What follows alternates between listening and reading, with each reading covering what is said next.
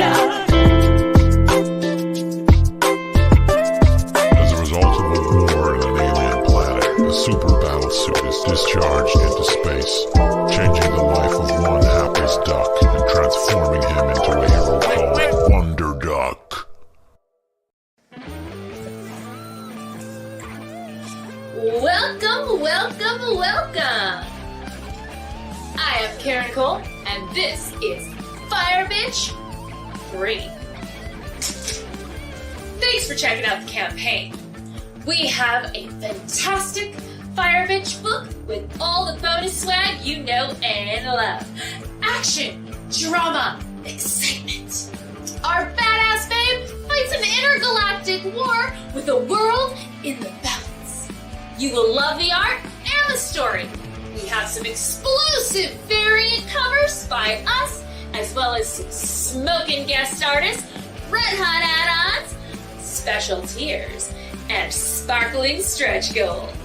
And the cosplay! Woo! Get excited! You're not gonna want to miss this fiery campaign we lovingly put together just for you.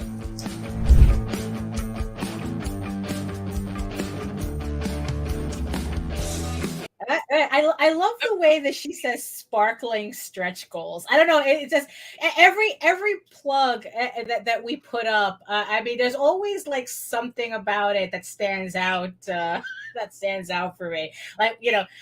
Critical blast, fire bitch, wonder dog. They all have. There's all something in there that kind of like. Oh, I like that part. It's just weird. It's just weird. So good morning, everybody, to another Monday. Yes, I have my Post-it here. Monday, for everybody who likes to see the Post-it, it's right here. Because look, calendars mean nothing to me. It's like, it's either work gets done or it doesn't get done. That's all I mark time by. So welcome everybody to another episode of Ragin to the Vlogs. Our chat, we already have people in the chat. We have, thank you everybody for watching. So who's in the chat, Nita? Who's joining us this morning? Okay, so we got Grant Lankard, Mike Jimmy. Very nice. Mr. Carl Witzman. Oh, hello. Jody McPhee, Marv. Good morning. Good morning. Patrick's here. Good morning, Patrick. And that looks like it for now, but there's obviously other people here. Well, it is Monday. Now. Everyone's setting up. Everyone's cleaning their barbecues right now. That's not Sunday. It's Monday. Jesus Christ. You see? I told you. It's Monday. Everyone's cleaning their barbecues, for the holiday. So probably they'll trickle in. So hello everybody. My name is Daphne Lage, and I am a illustrator, comic book artist, And cartoonist from New York. Oh, look at me trying to say this stuff from memory. Because I forgot to put my cue cards up. It's adorable. Well, hey, you would think I would be able to introduce myself without cue cards, but no, I'm that much of a hot mess. But that's why you love us. So there we go. So I have been self-publishing comics since 1992, and I am known for my funny animal fantasy adventure, Tall Tales, which will be launching on Kickstarter June 13th, 2022 on Kickstarter. The pre-launch page is live now, so you can click to be notified when the campaign goes live. And I am also known for my medieval fantasy soap opera drama, Eagle Raven, Heir of the First Unicorn. The trade paperback collecting volumes 1 through 4 will be launching August 22nd, 2022. But it's all about Tall Tales now. So if you prefer Eagle Raven, you can head on over to my website at egoworks.com and sign up for the newsletter to get notified. And so you can read both my comics online in the meantime. Like I said, you can go to egoworks.com, EGOWRKS, or you head on over to Tall Tales online, TAILS. And if you head on over to YouTube, where you are watching us right now, you can check out all my videos on my own channel on how I make my comics at Daphne Lage, Lager, which is also simulcast here to the Ragin 2 network. So if you are watching us from regions beyond, if you're watching us from Facebook, if you are watching us from Twitter, come on over to YouTube, join our sexy people in the chat, hit the subscribe button, hit the notification bell, get notified whenever us or any of our myriad of programs go live. Especially, it's like, Mike Jimmy is working really, really hard on his animated special for Quora. So he will have a special show for that. So like I said, come on over to Ragin 2, subscribe, don't miss a thing. Nita, tell the people who you are. I am Nita Lanning. I don't have a cue card. Oh, no. Oh, my God. I forgot who I was. I'm a writer, blogger from Southeast Louisiana. I wrote a bunch of shit, and I am the executive producer of the Ragin 2 Broadcast Network. There you go. And it's like, and just to show everybody is that, don't be afraid to do your own YouTube channel and do your own videos. Put cue cards up. If that's what it takes for you to get through recording yourself, put the cue cards up. Dude, and I'll teach you a trick too. What?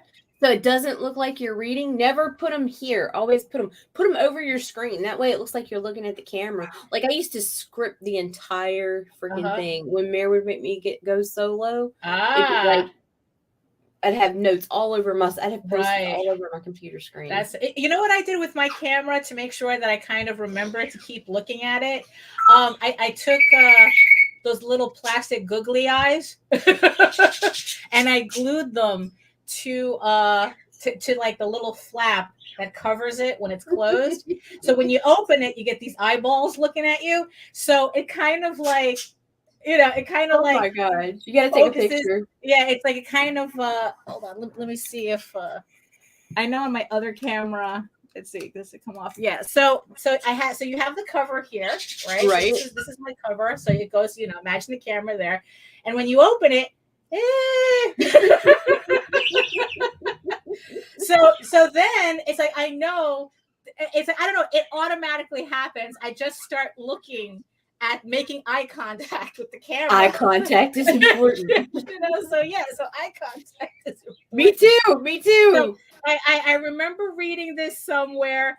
It's like, and it seems to work. I mean, it's like, yes, it looks absolutely ridiculous. But like I said, there is no shame in whatever you have to do in order to get your work done. It's like, if that's what you need to do, if you need cue cards, if you need to glue eyeballs onto your camera, there's no shame. There's no shame. As long as you're doing the work, there's no shame in how you get there.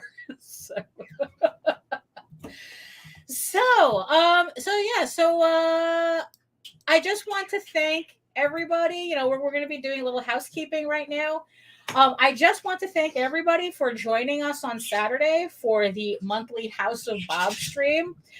So if you missed it, make sure you check out the replay. We had a good time. Yes, We were talking about Rule 34 and dirty fan art and Googling shit you're not supposed to. Oh my gosh. Still traumatized. I mean, really, just because we mentioned something on that show doesn't mean that we endorse I would implore you not to look up some of the shit we mentioned. Right, exactly. No, exactly. So because Rule 34, that's exactly what it is. It's here to traumatize you. Okay. Although you were inspired to make a purchase because of Saturday's show. Actually, it was my youngest who got it for me, but because of Saturday's show, they're kind of like they're very there we go.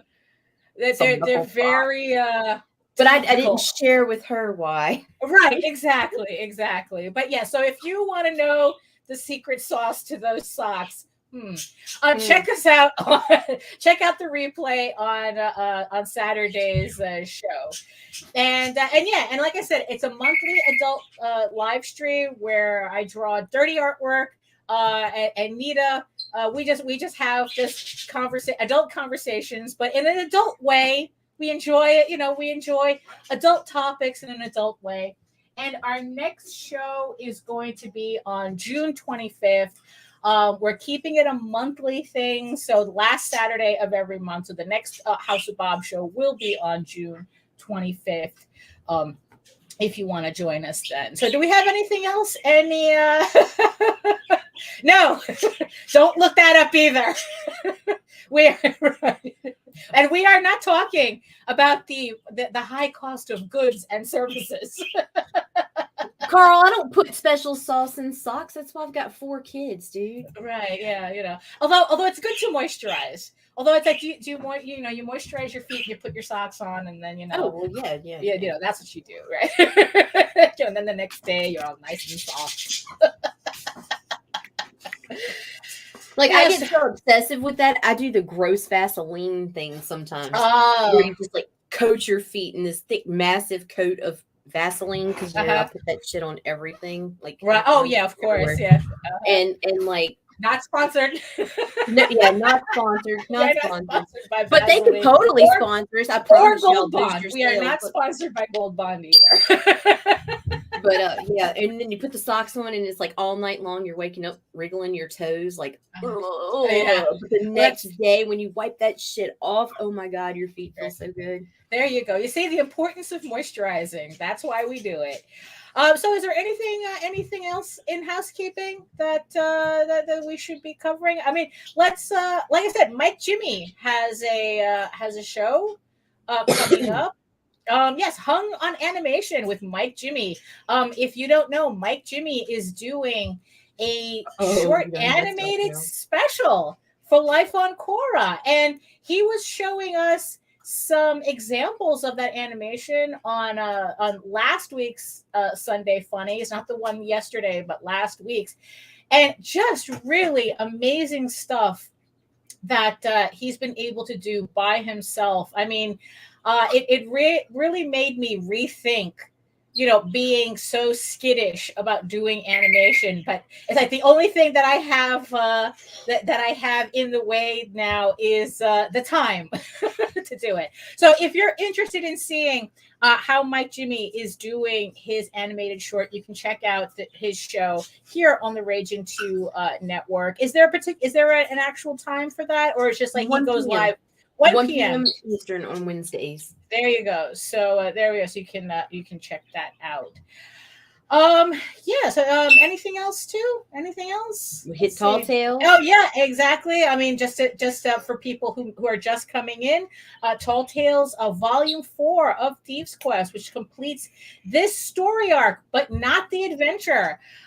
This launches June 13th on Kickstarter, but the pre-launch page is live now, so you can hit the links in the show notes and in the chat, and get notified the second the campaign goes live, because the first backers, they all get special goodies put in their packages. So yeah, that's why. Yeah, it's like, will you be the first 9 people to get actual original art sketch cards in your pledges? Maybe you'll be one of the first 40 to get special sticker packs that I have together for all you early birds. Find out. You have to pledge on the first day. Yes, exactly.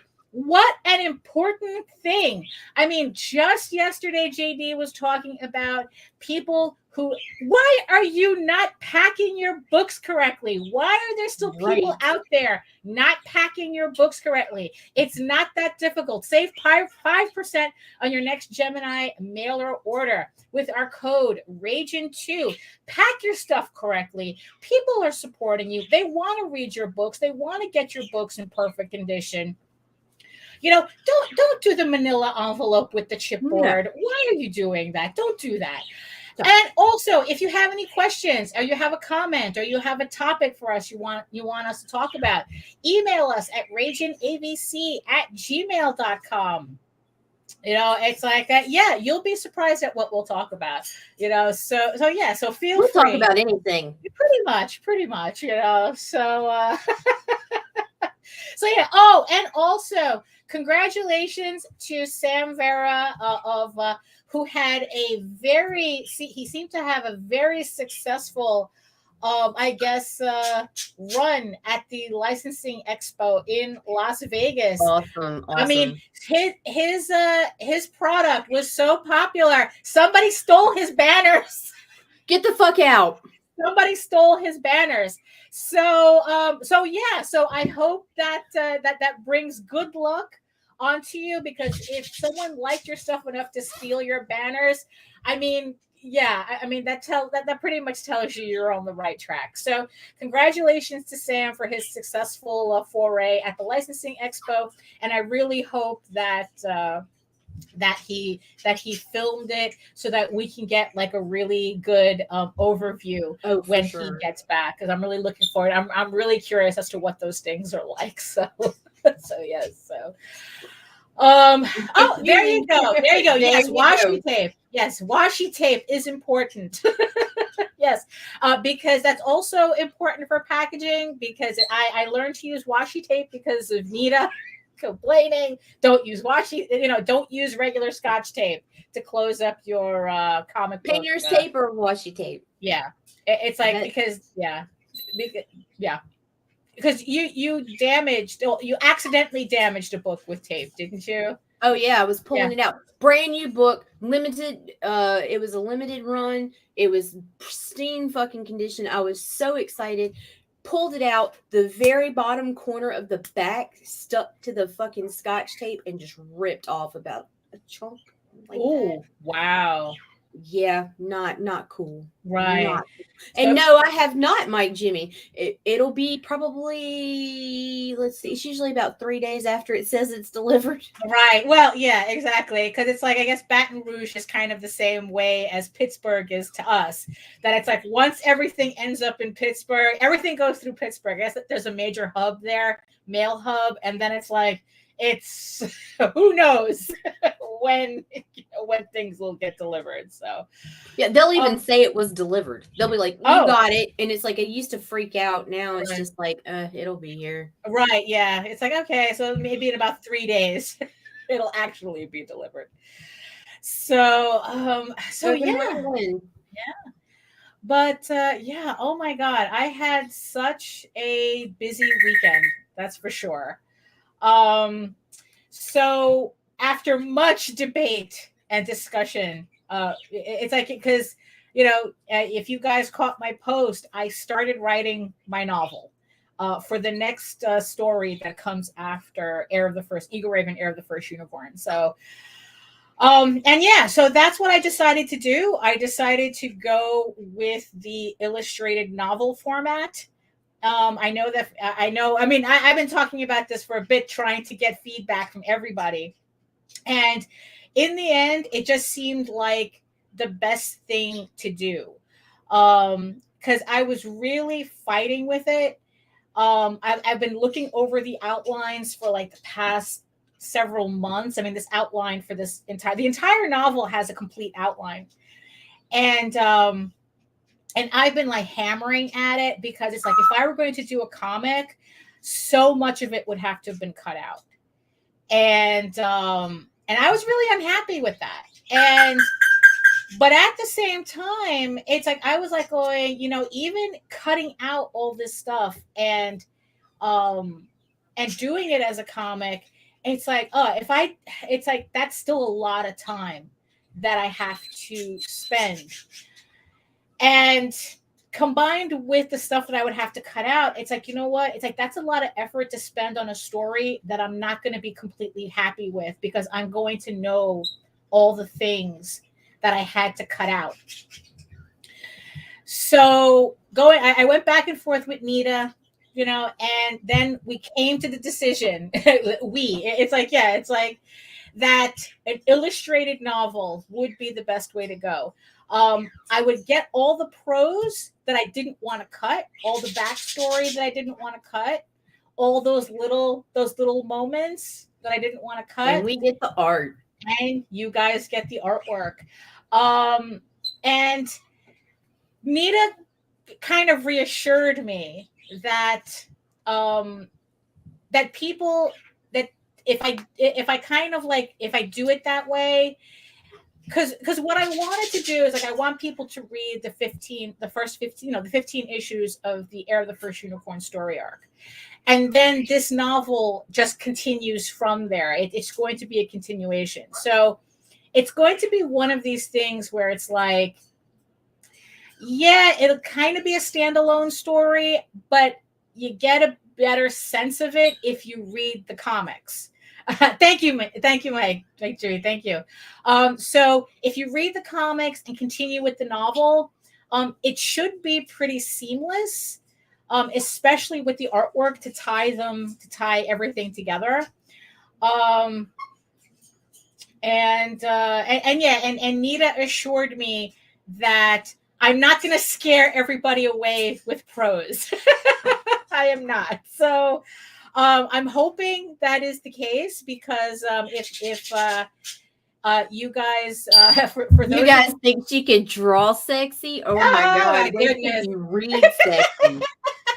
Well, I'm hoping I could tell a good story in prose, as I can with the artwork. And for those of you who are wondering, not sponsored, right? So the story that comes after Heir of the First Unicorn is called Cult of the Wolf Witch. And for those of you really curious, this is the werewolf Loki story. For all of you looking forward to it, for everyone who's been having fun with my doodles, especially the ones with Loki as a werewolf, this is the story. So I'm really happy that I'm able to work on it the way I want to and put in the stuff that I want to in it. So I already have between yesterday and today, I have 7,000 words. At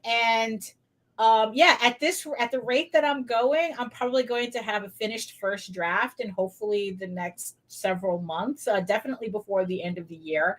So I'm looking forward to that.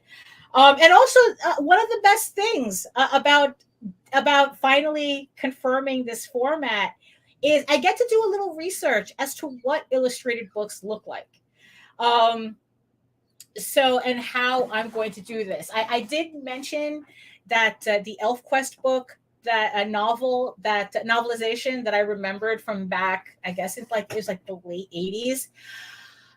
That one, I kind of used that as a template, although I no longer have the actual physical issue, but physical book. But I went through Jose's collection. And I started looking for examples of illustrated books. So this one that I have here is from the Folio Society, where they do, premium edition books. with illustrations, like they did Dune with illustrations, did The Road with illustrations, Waiting for Godot, Great Gatsby with illustrations. So this is one of the books that we have. So this is kind of like an example.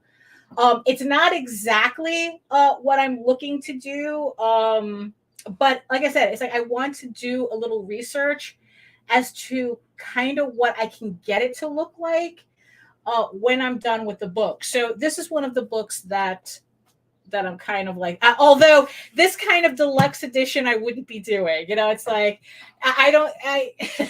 that's kind of like, if we could get Eagle Raven to sell in like the tens of thousands of dollars worth of books, maybe we'll see how that goes. So another book, now this one's actually from my mother's collection, but this is also, I kind of remember it as a type of so this is like one of these. This was like back in the day when like Reader's Digest used to sell like these like kind of like abridged editions and fancy editions or whatnot. So this is like another example of an illustrated novel. And so they have a lot of the, let me find one of the illustrations in here. So it would kind of, again, just another example of what I'm looking for, although it's still not quite there. I mean, it's something that I would have to finish the story and then kind of like worry about the format at the very end. Because also I have to start thinking about which scenes are going to get illustrations and how I'm going to do that. Right. So this one was pretty interesting. Again, this one was from JD's collection. Don't tell him that I did this.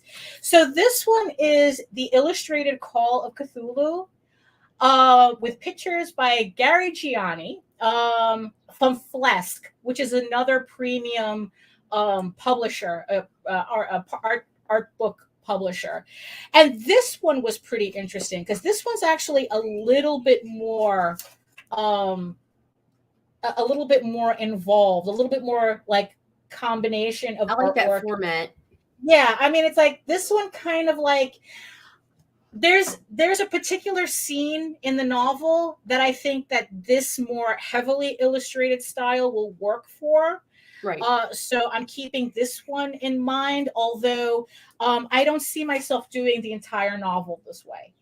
But certain pages. It's certain pages, and at least I have kind of like another option for that. So this last one, I bought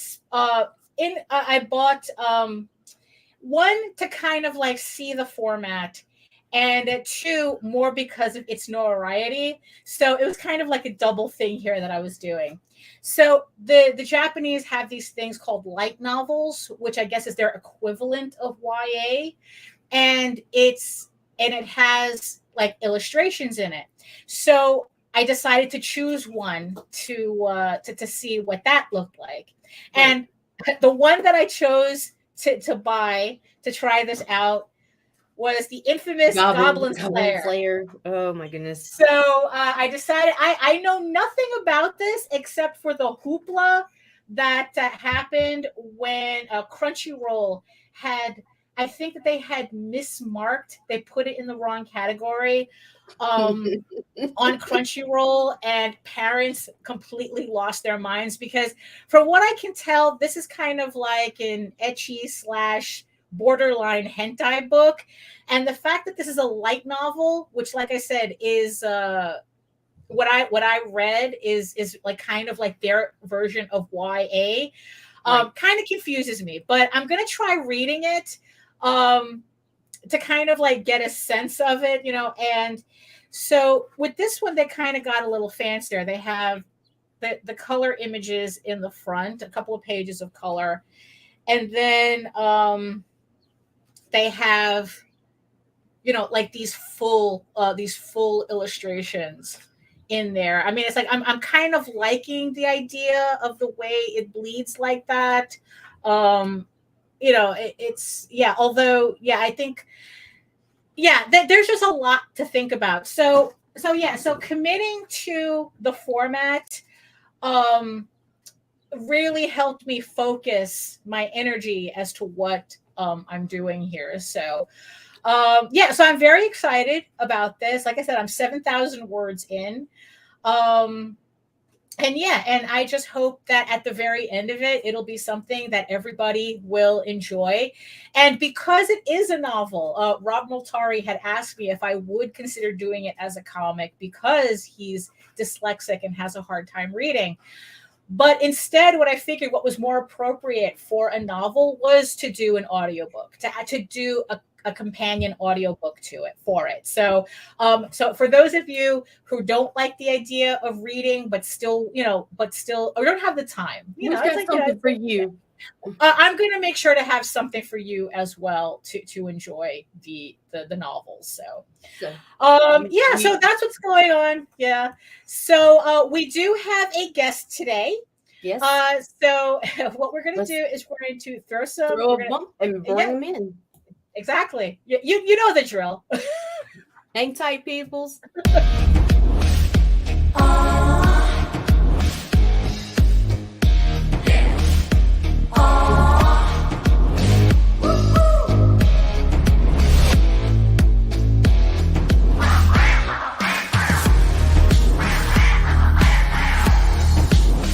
Your favorite podcast, it's Critical Blast. And we are back. Oh, hello. Hi. Hello. So welcome to the show. So we, luckily it's like, we vacuumed, we cleaned, so welcome. Well, sort of. I positioned my camera so it looks like I cleaned. Oh, there you go. Yeah. That's always, as long as you're clean in that area, you're good. That never mind the pile of garbage that's over here. So welcome, and so tell the peoples who you are, as you come in here. All right. My name is Dylan Goss, and I'm the writer of Mara, which we're actually launching the Kickstarter in about half an hour. Exciting. Yeah. So are you doing your own live stream for the launch, or it's just you're going to just press the button and I'm just going to press the button. Oh, I'm just going to press the button. I got enough pre-launch jitters without people watching me on camera. Oh no, why did I agree to this interview? Is this your first crowdfund? So what was that, Nita? Is this your first crowdfund? Yes, this is. Dude, that's an impressive sign up for a first timer. 100 people. That's impressive. Yeah, you want to bring up Nita? You want to bring up I'll share it. The launch page? Yeah. So you're going to be launching on Kickstarter. Yeah. And you have 100 signups already. So now the thing is, though, is you have 100 signups. It's your first Kickstarter, your first crowdfund, but you didn't come out of nowhere. So tell us about Mara. So Mara is a young girl from a fishing village at the very start. Her tribe is actually based on the real world Vikings and Inuit. It leads more heavily into the Inuit influence, but it is influenced by both. And they are a pretty peaceful tribe because they have the only river around. For them, things are fairly easy. The rest of the world has gotten a lot more harsh. There was an ecological disaster of unprecedented scale. They used to be a winter tribe. So it was only a matter of time before their tribe was attacked for their river. And that's about where we come in. Their tribe is about to get attacked by a neighboring tribe, the Tsixiv, and they are outclassed because they've been peaceful for such a long time. And also they didn't bring a demon with them. Yeah. I'm going to pull up the website too. Yeah, because exactly. I want to show people a little bit more of this art. I'm fascinated. Right. Okay. Because that's the thing. This is actually a webcomic, or at least it starts off as a webcomic. Yeah, it's we are going to have, we're planning for 10 issues, and we're going to have all of them on the site. Yeah, I think that's the best way to get more people to read it, because at the end of the day, that's what I really want to do. Right. Yeah. I need money to create. Yeah. But I don't create.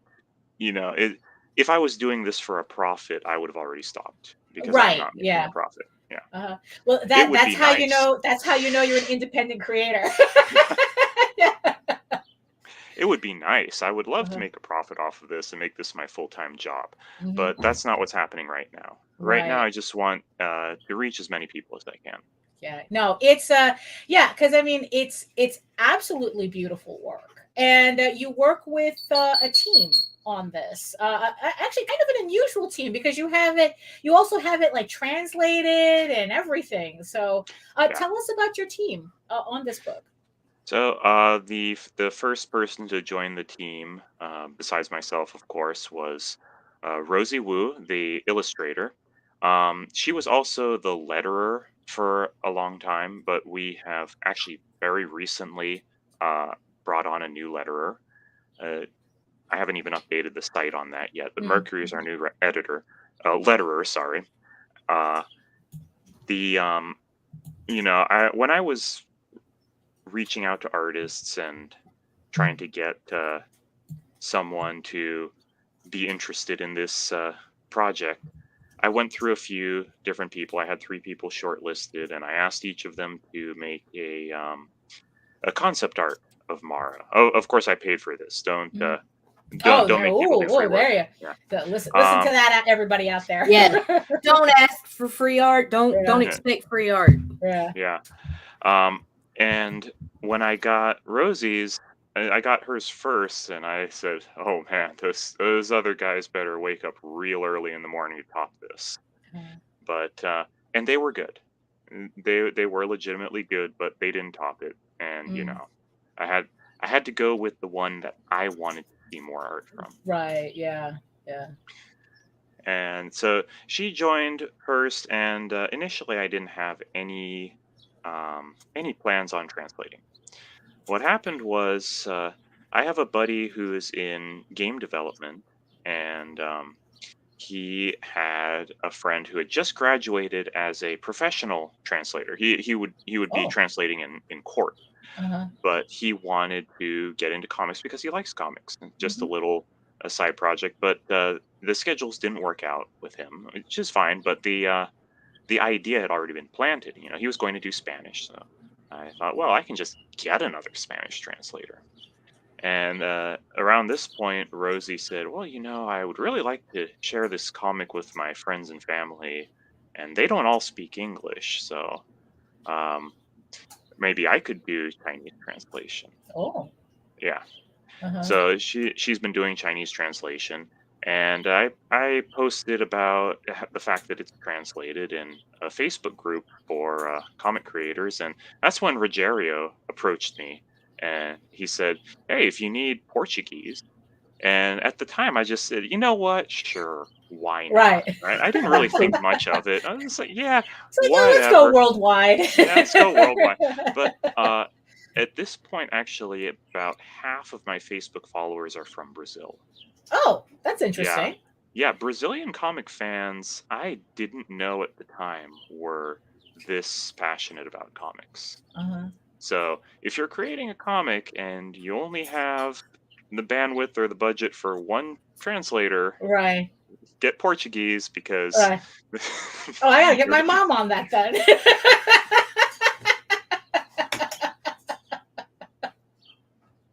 Yeah, she could do because there was I was experimenting with that years ago, and I had her do I think it was like 10 pages or something in Spanish, but she could also do Portuguese, and it's like, oh well, now that you mentioned that, so maybe I should revisit the idea. I mean, it caught me off guard. I was quite surprised, but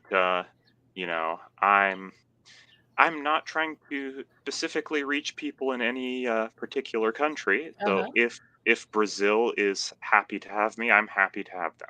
There you go. There you go. So did you always start off as writing comics, or did you start writing something else and then kind of ended up in comics? So I grew up on comics, and that really should have told me I should be in comics. But at the time, I had this impression that you had to be able to draw as well. If Mm. you weren't an illustrator, you didn't get into comics. That was my thought at the time, and I didn't really come back to that because when I got older, I met my wife and she introduced me into manga, and a lot of the time the writers are also the illustrators, so that really just reinforced the idea in my head.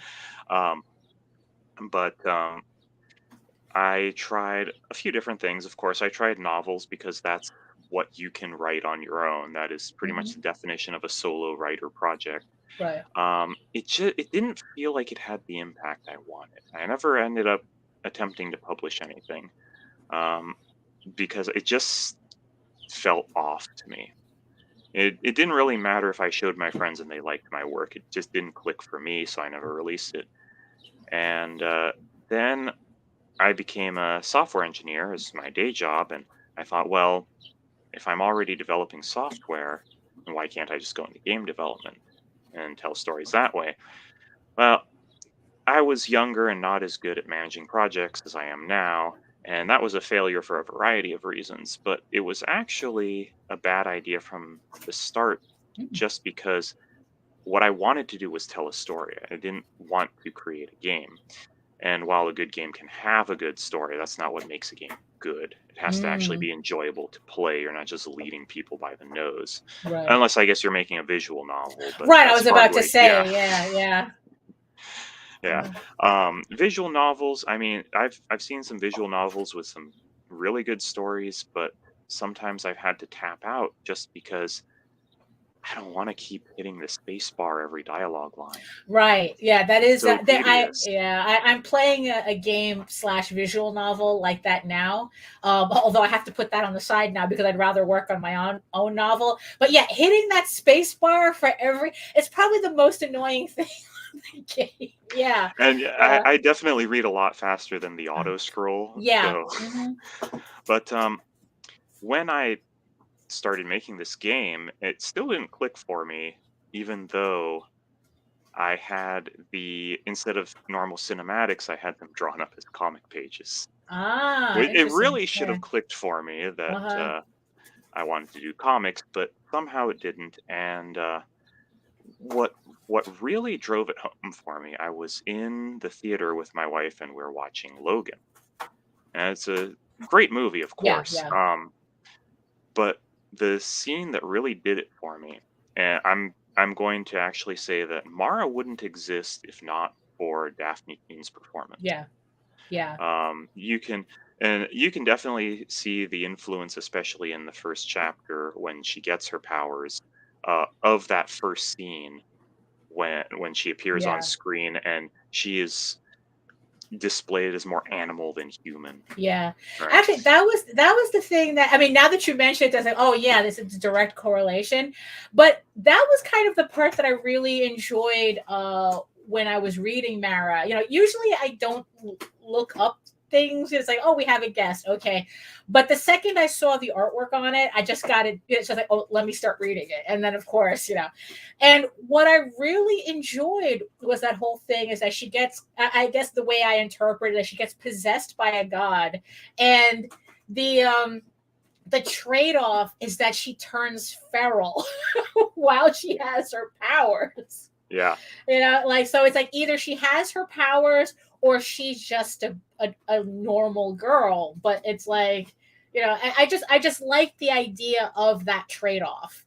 Yeah. She definitely lost some of herself when she allowed that spirit guardian to possess her. Because I mean, in her position, it's not difficult to justify. You're in a lot of danger and there's no one who can help you. So are you going to take this deal or not? Right. And in chapter 2, we see further how it kind of has blurred the lines between Mara and Amaro, and it weakened the link between her mind and body. She'll act without thinking.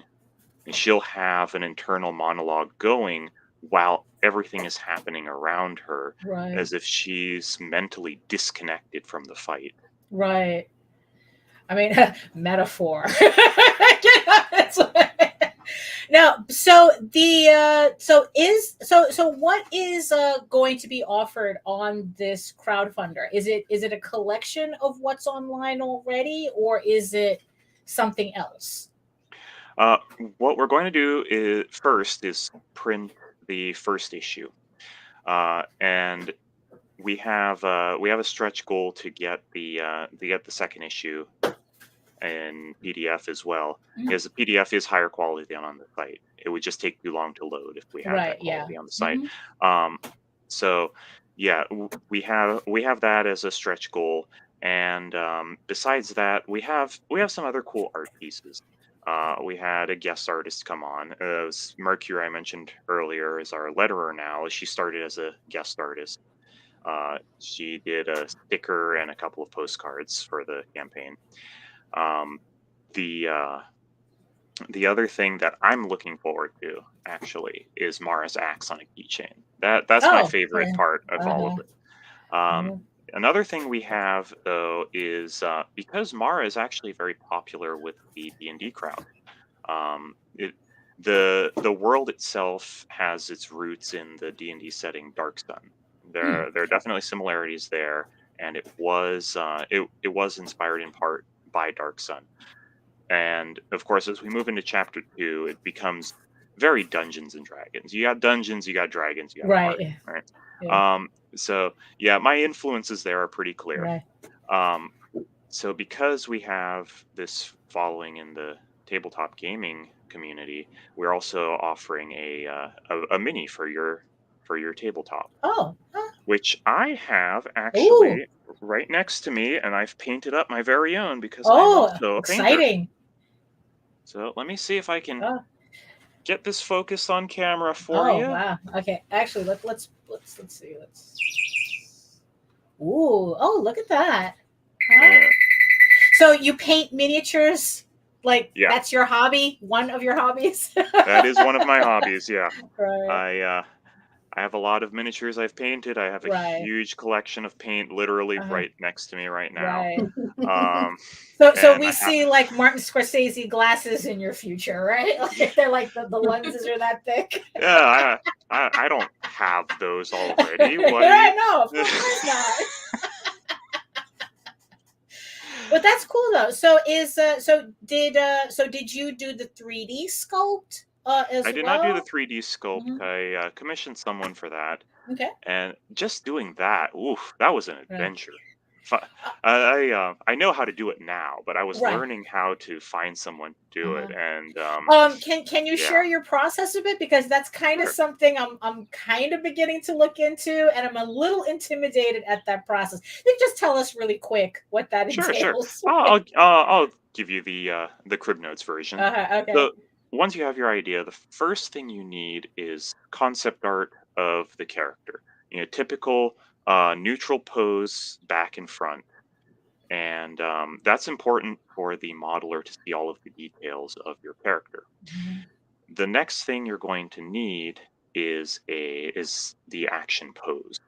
Now, the action pose is going to be possibly modified by the sculptor, because for 3D print, you need to have a solid connection to the base, or else things are going to fall apart while you're printing. You're going to have failed prints. Or, of course, you could get it done in multi-part. That's a discussion you have to have with the sculptor. I went for a single piece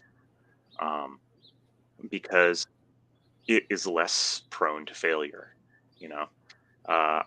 I've had a 3D printer for a while, and while I pretty much have the formula down, I do still get failed prints for whatever reason. Either the parts were too small, the supports didn't work, whatever other things. I just want to minimize the number of problems people run into, because at the end of the day, I'm selling you fun. I don't want to be selling you problems. Right. Yeah. Exactly. Yes. So to find the sculptor, though, I went through a lot of different networks, and I can tell you what doesn't work, but what did work for me is going through my mini factory. My mini factory is, if you're not familiar, they sell 3D models online. So you can just buy it and download to your printer. And it's like a marketplace, like Oh, Etsy, okay. but for 3D models, exclusively digital. And I just searched for some related terms in my case. I went for barbarian. That was the first term I searched because I have a big influence from Conan the Barbarian. Oh yeah. Yeah. And I just collected artists that I liked and asked them if they were doing commissions. And some of them said no, some of them didn't reply. Some of them were way out of my budget. There was one guy who did beautiful work, but he wanted 1,500 euros. Wow. Okay. He's worth every penny, but I'm sorry, I'm not there yet. Right. Yeah. Yeah. It's like the budget. The budget wasn't just there. It happens. It happens. Yeah. But I mean, I found I didn't go for the cheapest one. I found my favorite that I could afford, and I went with that. And we had some back and forth, and eventually he showed me some samples, and we made very minor adjustments. I mean, by the time we got to that stage, he was in good understanding of what I wanted. Right. Oh, that's cool. Did he specialize in miniatures, or was he just an overall 3D sculptor and you just his store is only miniatures. Oh, okay. So Yeah. he specialized. Okay. Yeah, So he there's specializes. okay. So there are people who specialize. All right, I didn't know that. But then again, I don't know why that surprises me. You know. So with Mário, So were you writing? So did you have like other ideas before you got to Mara, or was Mara just something that I need to write this story? Mara was the reason I got into comics. At this point, I have several other scripts on my hard drive and in my cloud storage, just in case I ever get around to them. But that old gag. Yeah. But yeah, that was what got me started writing comics. And when I saw that performance in the theater, it just stuck with me.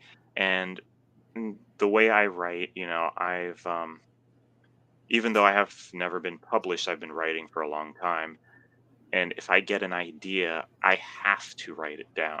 I won't be able to sleep until I write it down. Right. So this is going to keep bothering me until Right. I Yeah. do, And when I started writing this down, I was like, I really got to make this one a comic, don't I? How do I do this? So I reached out to a buddy of mine who I've worked with before. When I was a freelancer, she would do design work, and she's also the one who did the comic pages for the cinematic for the game I was working on before. And since I knew she did comic, I said, hey, Lois, you want to work on this comic? But she only does sci-fi. And said, well, I'll reach out to some of my friends and see if they're interested. Now, that's a very downplayed version of what actually happened. What actually happened is she put out a bulletin to her art school contacts, and I had 15 emails in my inbox that night. There you go. Hey, whatever it takes. Right? Yeah. At least you had your pick of the litter. Definitely did. A lot of good artists. Some of them presented themselves better than others, but none of them were actually bad artists. Right. So what was okay, because you had said before that it's like you chose the artwork that you felt, I guess, was like, this is what I want. Right. But it's like you said, you said everyone was a good artist, but some presentations were better than others. Did presentation kind of was also an influencer, or was it just you saw the style and that was it? There were some people that I did not shortlist because they did not have portfolios. Oh, that's weird. Okay. Yeah. You would think that if they're in art school, they would have had one already. Like they would just send me a few attachments. Like, oh, here's some stuff I've drawn. Right. Well, can I go through and reference your work? Do you have an Instagram? Do you have a website? Right. No, I don't have that. Wow. Okay. Okay. So in this age of social media, there's still a lot of people who don't know that it's like this is how you showcase yourself. Yeah. Yeah, that's very And one of the things I learned while I was doing this is that artists will actually have several styles. It's very common for a single artist to have a few different styles they're Mhm. comfortable with, Right. and that was actually a surprise to me. I kind of expected one artist, one style. I don't Mhm. know why I thought that, but that was Right. just the idea I had. And when I was looking at their work, I was like, wow, some of this is very traditional Western comic book style, which is um, it was a surprise to me because all of these uh, people were from Taiwan, because Oh, that's okay. that's that's where that's where I live, and that's where my Mhm. designer friend lived. So of course, all of her art school friends would be Taiwanese as well. Mhm. Uh, but the guy I almost hired, he had a very interesting comic style, but the way he interpreted Mara, um, it wasn't as appealing to me. Mm. He went for more of a realistic anatomy Ah, version, right. Yeah. and it's good art, but it also is not what I was going for. I'm Right. going for like a high fantasy. Right. Uh, like that. Yeah, it's there's a certain kind. I mean, I really like that's the style that I gravitate to as well. Like there's just something really, like there's that's it's cartoony, but it still has enough realism to it. But I don't know, I just feel that, like, for me personally, it just allows me to do more with the design of the characters than if, say, you're working with somebody who draws like Jim Lee. It's like there's a certain looseness Yeah. that you're Well, I able to mean, work Mara with. is Yeah. Mara is 8 in Right. the comic, and I I don't know. It's just the manga style representation Mhm. that Rosie went for was a lot more appealing to me. Yeah. Hmm. The other shortlister leaned more heavily into the Viking influence, Right. Ooh. and I initially did as well. Uh-huh.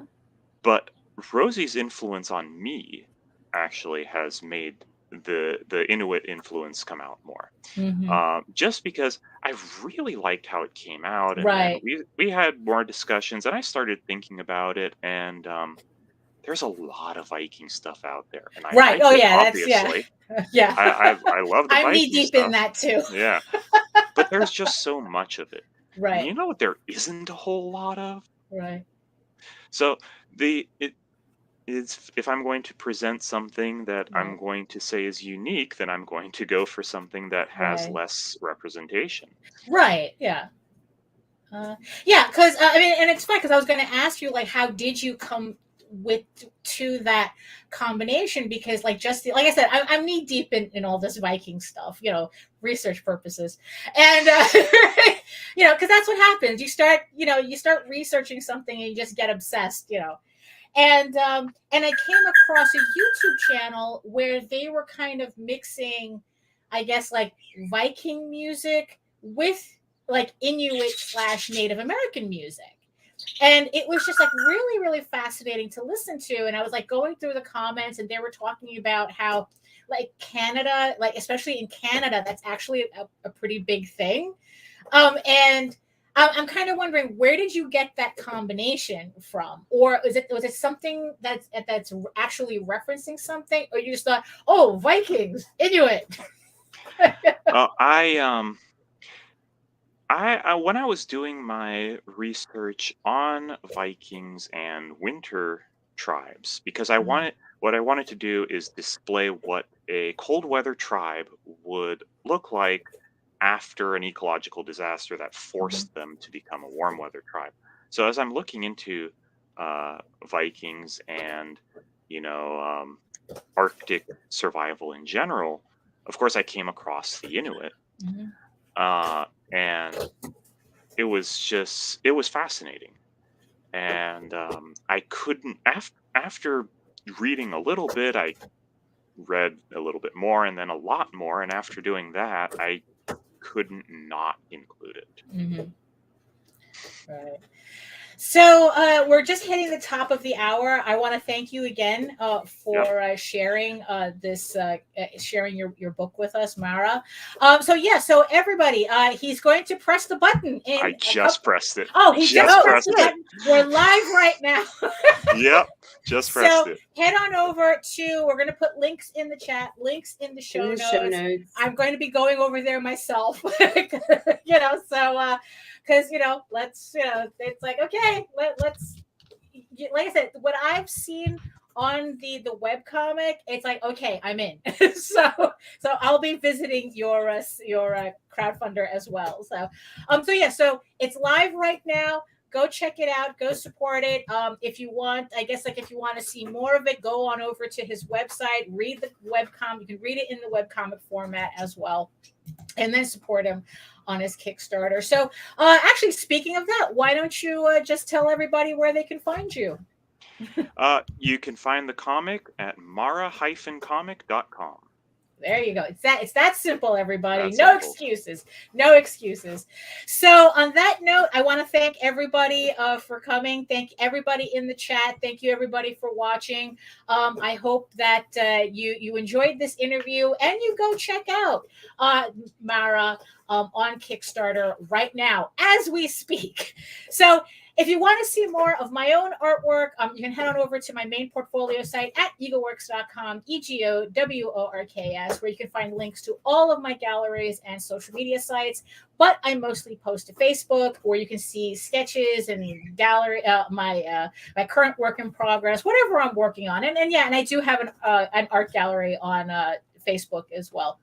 And you can also check out both my websites where you can read Eagle Raven Air the First Unicorn in its original black and white format for free.